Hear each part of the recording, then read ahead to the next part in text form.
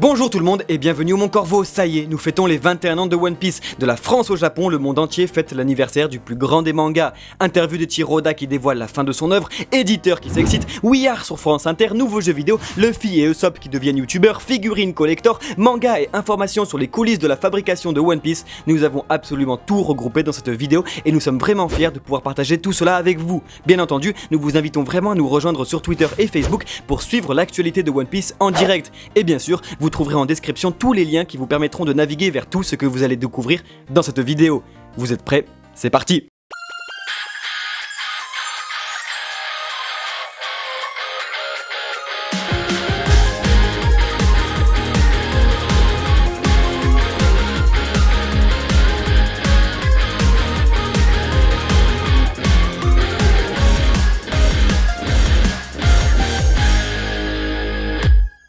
C'est le 23 juillet qu'a été publié dans le Weekly Shonen Jump le one-shot Shukeki no Sanji, crossover entre les mangas One Piece et Food Wars. Ce chapitre unique est centré sur le personnage de Sanji qui montre comment on fait de la vraie cuisine tout en tombant amoureux de tous les personnages féminins du manga. Que ce soit pour le crossover ou tout simplement pour redécouvrir Sanji dessiné par un autre auteur, il faut absolument lire ce chapitre. Alors que One Piece fête ses 21 ans, le Shonen Jump, lui, fête ses 50 ans, et c'est bien sûr le roi du magazine qui lui a fêté en premier avec une magnifique dédicace. Le magazine a alors décidé de développer avec Konami un tout nouveau jeu mobile en Smash Bros-like comportant tous les personnages du manga du Jump. Dragon Ball, Naruto, One Piece, My Hero Academia, Death Note, Hokuto no Ken, etc. Jump Stadium proposera alors de se foutre sur la gueule entre potes jusqu'à 4 joueurs connectés via smartphone ou tablette sur des arènes avec un roster comportant plus de 39 licences du magazine. Le jeu est prévu au Japon sur iOS et Android pour la fin d'année 2018. Toujours pour fêter les 50 ans du Jump, Eiichiro Oda s'est livré à une interview en collaboration avec le quotidien Yomiuri Shimbun dans lequel il explique que son manga est fini à 80% après 21 ans de publication. Il explique aussi que d'autres Mugiwara devraient rejoindre l'équipage et que la fin de One Piece est et restera toujours la même depuis le début et qu'elle ne changera pas et qu'il n'y aura surtout pas de suite après la toute dernière page de One Piece. Nous avons réalisé une vidéo entière sur ce sujet qui dévoile de nombreuses choses sur One Piece et la vie du mangaka, alors n'hésitez pas à la regarder, le lien est dans la description. La France, premier pays consommateur de manga après le Japon, a elle aussi décidé de fêter l'anniversaire de One Piece. Alors que le petit journal s'est rendu à la tour de Tokyo et au parc One Piece pour en faire un article, nous avons eu le droit d'écouter We Are sur France Inter. En effet, c'est avec l'émission Blockbuster centrée sur la pop culture que nous avons eu la magnifique surprise d'entendre parler de Katakuri, de Dragon Céleste, de Rêverie et de Monkey D. Luffy à la radio. Les traducteurs de Glénat étaient invités dans l'émission et les entendre parler avec passion de One Piece était vraiment fascinant car cela ouvre une véritable porte au public réticent. Pour une fois, les médias étrangers au Japon ont décidé de parler de cet immense phénomène. Merci France Inter pour ce magnifique éloge de l'œuvre d'Eiichiro Oda.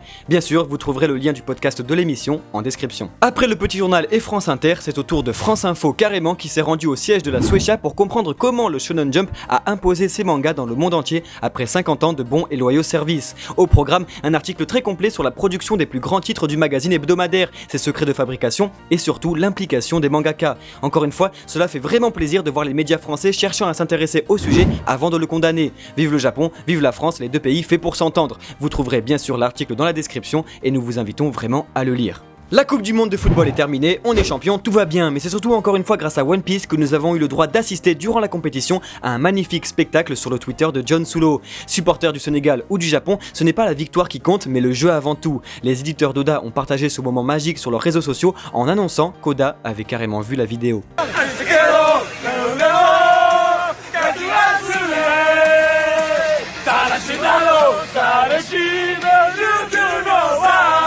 Très important, une réunion créative a eu lieu pour commencer à écrire le scénario officiel du live action de One Piece. Nous avons appris qu'un scénariste dont l'identité n'a pas encore été révélée a commencé à écrire avec Eiichiro Oda l'origin story qui sera centrée sur Luffy et sa rencontre avec Zoro, Nami, Usopp et Sanji sur East Blue. Pour rappel, le live action est déjà considéré comme le show télévisé le plus cher de l'histoire avec un budget dépassant le milliard au-dessus même du projet du Seigneur des Anneaux par Amazon. Oda a donc décidé de frapper une seule fois, mais de frapper fort. Les éditeurs ont alors annoncé que ça y est, le projet a sérieusement commencé et que nous en saurons bientôt plus prochainement.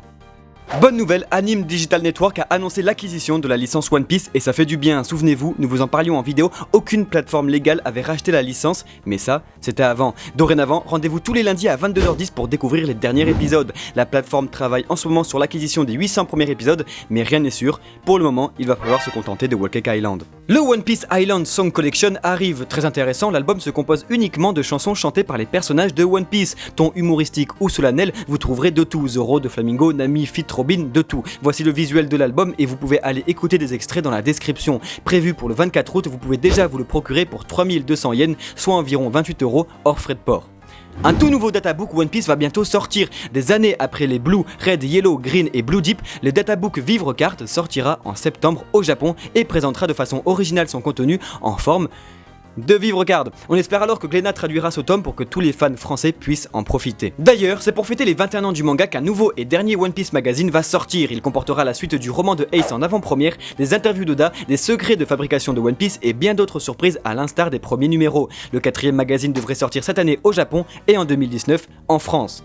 Big News de Flamingo a été officiellement présenté. Sans ses lunettes, dessinées par la Toei Animation, Oda aurait donné son accord pour officialiser l'illustration. Voici donc le véritable regard de Wakasama, œil d'ailleurs déjà visible durant le flashback du corsaire dans l'arc de Dressrosa. C'est pour fêter le One Piece Day que Luffy et Usopp sont devenus youtubeurs. Et oui, Kappei Yamaguchi et Mayumi Tanaka, les doubleurs de Luffy et Usopp, se sont improvisés dans la motion capture pour un show des deux meilleurs amis du manga. Imitation, danse, chant, la vidéo est à la fois très drôle et émouvante, on a vraiment l'impression de les connaître depuis toujours. Le lien est dans la description, c'est à ne surtout pas manquer. La toute dernière Ichiban Kuji concernant One Piece proposera une loterie géante spéciale top 5 du dernier sondage de popularité au Japon. Luffy, Law, Sanji, Zoro, Ace sont alors de la partie en figurine collector, ce qui fait d'elle une des meilleures loteries One Piece à ce jour. Mega House a annoncé un portrait of pirate de Sanji en tenue de mariée en édition limitée et elle est magnifique. Elle est prévue pour décembre pour le prix de 129 €, accompagnée d'une des plus grandes figurines POP de Barbe Blanche en SA maximum à 279 €.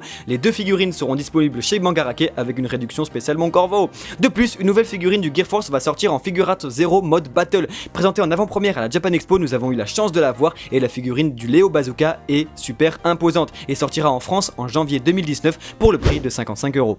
World Seeker, l'open world ambitieux de One Piece, se dévoile de plus en plus et c'est durant une conférence située au sommet de la tour de Tokyo pour le One Piece Day que du gameplay a été présenté par Franky lui-même pendant 30 minutes. À ne surtout pas manquer, encore une fois, le lien est dans la description. Enfin, le meilleur pour la fin, nous avons le droit au premier visuel de la figurine de Katakuri en version POP maximum. Elle sera tout simplement immense pour un prix de 17 500 yens, soit 135 €, donc environ 150 en France. Voici les amis pour toutes les informations concernant One Piece. On espère que ce style de vidéo vous plaît car cela nous demande beaucoup de temps et d'investissement pour regrouper toutes ces news. Dans tous les cas, c'est toujours un véritable plaisir d'en parler avec vous. D'ailleurs, si vous avez des questions ou autres infos, venez en parler sur notre Discord, le lien est dans la description, que ce soit à l'écrit ou à l'oral avec nous et tous les fans du manga. Merci à tous d'avoir regardé cette vidéo jusqu'au bout et à bientôt au Mon Corvo. Ciao ciao.